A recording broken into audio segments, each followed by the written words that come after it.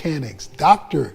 Elizabeth Canning. She has her earned doctorate degree from Dallas Baptist University and has been a part of my life.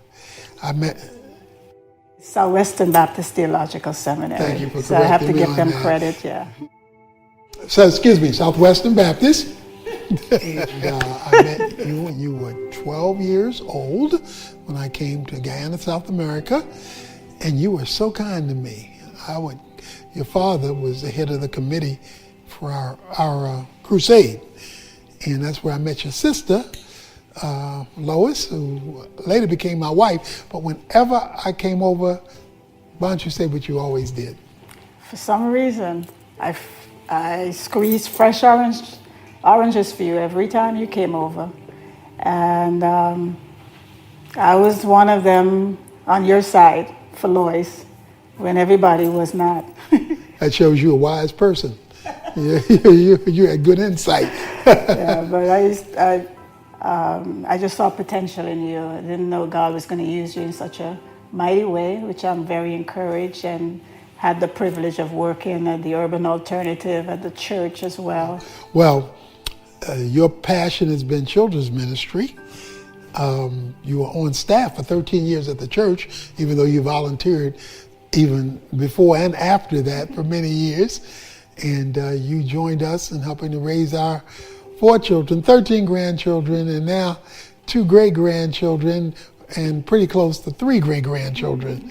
So we have a deep debt of gratitude to you for what you've invested in my life, our family's life, and the ministry in the kingdom of God. You are a treasure and an asset to God and to people, and we're very grateful for you. Well, she's here to ask me some Q&As, so some questions and answers, so let's get at it and see what we come up with. Yeah, well, thank you for the opportunity. You know, as Tony says, or Dr. Evans said, that I'm from another country, so the culture is different with this whole dynamic of what's going on in the country with racism and stuff. So everyone comes with a different perspective from however they were raised and influenced. But a question that I think is great is, how do I remain hopeful in such a confusing time? Well, that's a great question. Everybody's looking for hope, which is expectation about a better future. Hope is looking forward to tomorrow being better than yesterday and today. And throughout the Bible, because we approach all these issues from a Christian worldview, God gives hope, but he gives hope in him. And that means not only the person of God, but the perspective of God. You made a very important point. Everybody comes at this issue from their own perspectives. They wear different eyeglasses because they have different experiences. That's why it's important for us to put on God's glasses. Because if we put on his perspective, then we'll see things clearly. Right now, things are fuzzy. In Luke 24, the disciples had lost hope, and Jesus gave them his perspective, and they changed how they were feeling because they were looking at it through different eyes. So as soon as black Christians and white Christians in particular begin to approach this thing from God's perspective and not just their perspective, we can't ignore what's happened to us, so I don't mean that. But I mean filter that through a divine perspective. That's where you get hope from. I'll just say from Jeremiah 29, 11 through 14, he says, I'm going to give you hope, but you got to come and do it my way, and then I'll restore what was broken. We need some restoration based on hope, but that means there's got to be a radical return to God and his perspective about who we are and how we relate to one another. I was influenced from another country, but how were you influenced coming to Guyana? I know you've mentioned it in Oneness Embrace, how your perspective changed with culture, and what are some things that was your takeaway? Well, I got, when I went to Guyana, it was predominantly black people that I was around, but it was run by black leadership. And I was exposed to black people who were operating in a different cultural context. And what that reiterated to me was that the issue is not only race, it's also culture. It's how you were raised. It's your worldview. You were greatly influenced by a spiritual worldview from your mom and dad that infiltrated, your whole family, and Lois, my late wife. So I saw the impact of that and how that worked itself out in a cultural context. So it kind of reaffirmed to me that a biblical worldview can be instituted in any culture when that worldview is dominant, in a family or in a place. The problem where we live, in the world we live in today, is that worldview is no longer dominant. We live in a post-Christian culture, so the Christian worldview does not dominate, so now everybody's doing what's right in their own eyes. What I saw when I was there was a consistency of a culture that had been influenced by a Christian worldview that we have begun to lose here. Another thing that I saw when I went to Guyana was black people in leadership on every level. And they were influencing the systems that ran the country. And that was an inspirational thing to see. Black people running a whole nation and dominating in terms of influencing the culture. And that some of the systems that from the British history that I learned that you had now shifted over, and you had just become independent as a country. Yeah. And now that responsibility was handed over, and they were taking ownership. Well, that was inspiring to me that they were prepared, equipped, and determined to take responsibility for their country. And that kind of mindset I think we need here, to own our responsibility and maximize it for the context in which we're in. Yeah, in fact, Lois is more from the British side, because I was probably young, 11, 9 or whatever when they became independent. Guyana we do have a divide in PNC and PPP, which is the two parties basically. The Indians, East Indians, and the blacks. So, in case the Guyanese is listening, they'll correct me easily. This is a loaded question that I want to ask. Are you sure you want to let me read it? Okay. I work at the Urban Alternative, as you know, and so folks have been writing in, asking questions with the divide that we have going on in the country today. It's from a white listener, and I wanted to read this one. A lot of people are asking this question. What do my non-white friends want from me? The message I'm receiving is that it is all my fault because I am not a person of color. I am supposed to fix it all because I am not a person of color, but I can't fix it all because it's too much. Can you speak to that? I think that's a great question, and I know that's a feeling that many white people have, that a weight is being put on them too heavy for them to bear. You can't carry that weight. I can't carry the weight for all black people, and you can't carry the weight for all white people. Mm-hmm. You carry your weight. What am I responsible for? And what can I do to make things better in the sphere of influence that I have? If you are doing right, if you are judging people by the content of their character and not the color of their skin, if you are showing empathy when you see situations that are wrong, if you are treating people right, if you are doing your best, that's all God expects of you, and therefore that's all you should expect for yourself. Anything else is false guilt. And one of the things you never want to do is walk around with false guilt, because it'll never let you go, and there will always be somebody else who keep that weight on you. So you have to take it off yourself, and the way you do that is by making sure you're right with God in your relationship with others. And if you're right with Him in your relationship with others, you're good to go, and you just keep trying to do better, because that's the best you can do. But how, if I was raised in a culture that's predominantly white, community, school, not much influence with a person of color, how do I begin?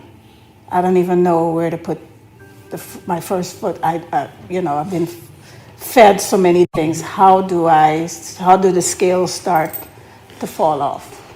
Well, first of all, build a relationship with somebody who's different than you, who can give you an understanding that you may not have. That's how we learn in all of life. Somebody teaches us.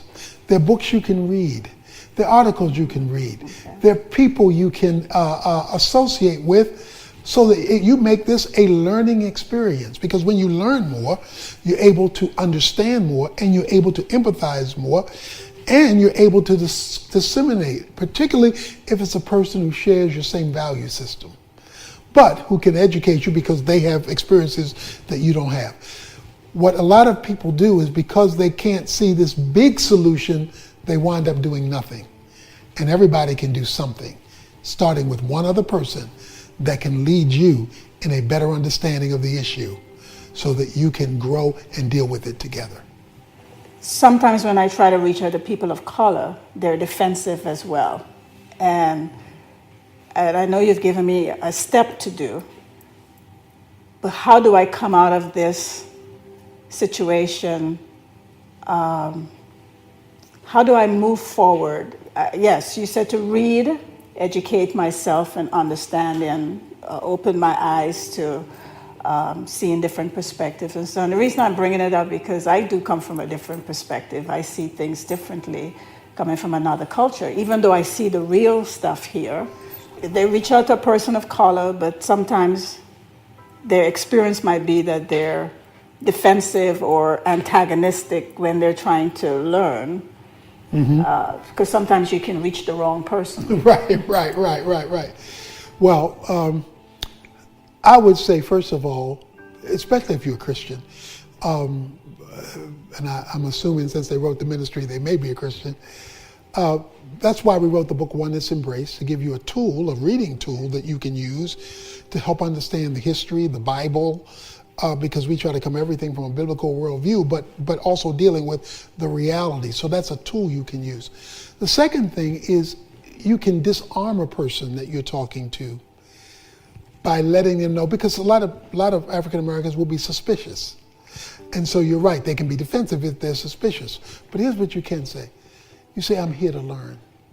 I'm here to understand, because it's confusing to me, but I want to learn. That changes the atmosphere of the question, rather than coming through, what's wrong with y'all? What's the problem here? So the approach, a humble approach, is most likely the best thing to do to get a humble answer. So the approach, I think, can make a difference. Well, continue with the questions that people write in asking is, everything right now seems like a quick fix. What are some practical ways to create long-term change? And I know you've talked about it over and over, but tell me again, because I'm trying to take steps. Okay. Well, I think we have to take steps on a number of levels. So we've talked about your personal level of becoming informed, building relationships. And by the way, I always say racial reconciliation happens through service, not just through information.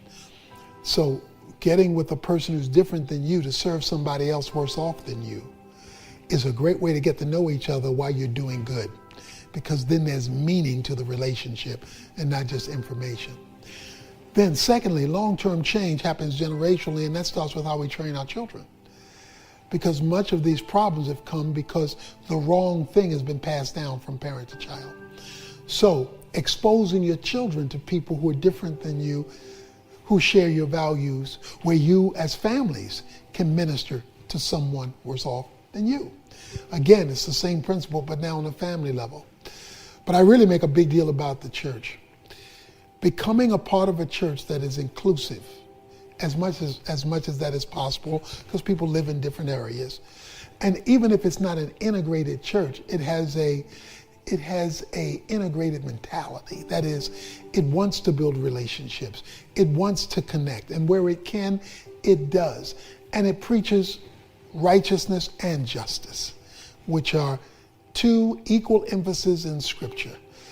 One of the problems is justice has been left out of many churches, and that's why you hear the cry for it in the culture today.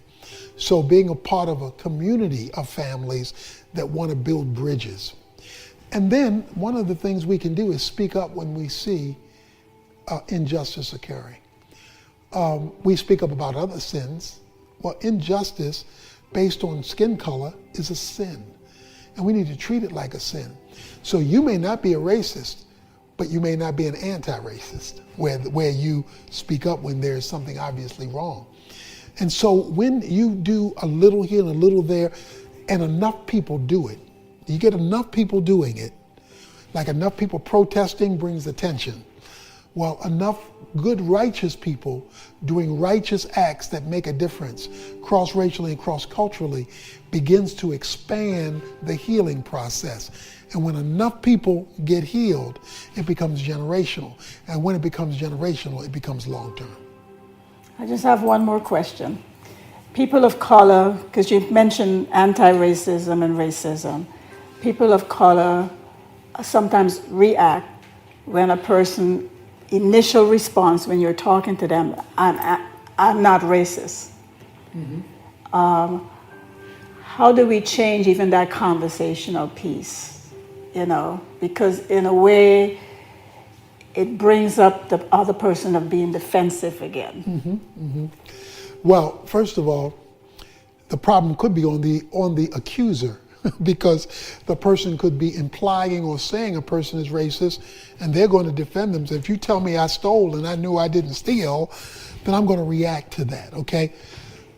So the issue is, this person may be hurting, this person may be wounded. So when they come like that, you can literally agree with them about their concern about racism. Well, that's not how I feel, but I agree with you, if their point is valid, that there is racism that needs to be addressed. So you can be empathetic while denying at the same time that that's where your heart is. And then on top of that, when a person puts you in that situation where, because a lot of time they call this microaggression, where you just kind of write off things that are serious to one person, and you're not taking it seriously as they mean it, then you need to say that, not only am I not racist, but I want to do everything I can to dismantle racism wherever I see it. Because now you just joined them in the concern. So where you can partner with a person in their concern, and where you can deny culpability because it's not true of you, but be empathetic at the same time, at least takes the temperature down some, depending on where that person is coming from. Well, I said one last, but the conversation that goes that people of color would say that I can't be a racist because, how does that go again? I don't have power. And to have racism, you have power, okay? That's a power, influence, position, all give strength to racism, because then you're in a position to deny somebody something. But that's not the full understanding of racism. Racism can also be a visual or verbal communication. For example, there was a picture of a man mocking what happened to George Floyd by kneeling on his friend's neck. Now, he didn't have power, he didn't have influence, he had position, but he visually communicated his racism. So if I say I hate all white people, then I am communicating a racist attitude, even though I'm not exercising any influence over them. So in that way, a person of color can be a racist simply by communicating a hatred of another person based on skin color. Thank you. Appreciate it.